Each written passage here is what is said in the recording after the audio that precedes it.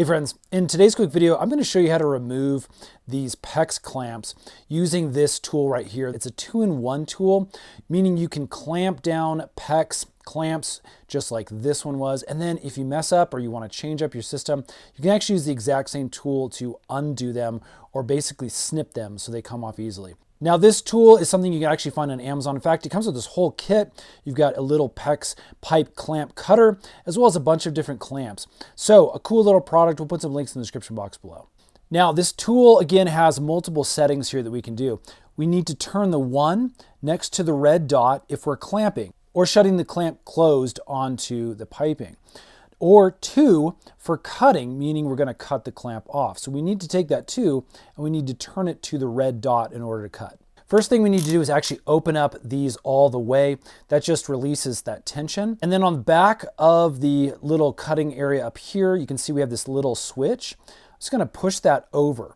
And what this allows us to do is push up, and then we can see we can change that dial over to the 2. You'll line that up, and then we can push it back down in, and then we're going to come back here and we're going to take that switch and we're just going to lock things back into place. Okay, now we're in the cutting mode. Okay, now again with the tool in the complete open position, what we now need to do is cut the opposite way we crimped. So we crimped like this, we're going to have to cut again like this, the opposite way. So I've got 2 hands here, and we're just going to give compression onto this clamp here. This takes quite a bit of effort, I've noticed. Thankfully, we have a lot of leverage with that tool. And then what you're going to get is a piece of that collar that basically remains in the tool. And I found you kind of have to jimmy this loose.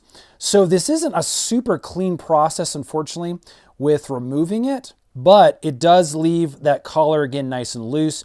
You can now move things around. And again, if you want this completely off of your tube, what you need to do is get like a flathead screwdriver and just bend that up a little bit, and that will allow the collar to bend kind of out and you can pull it off.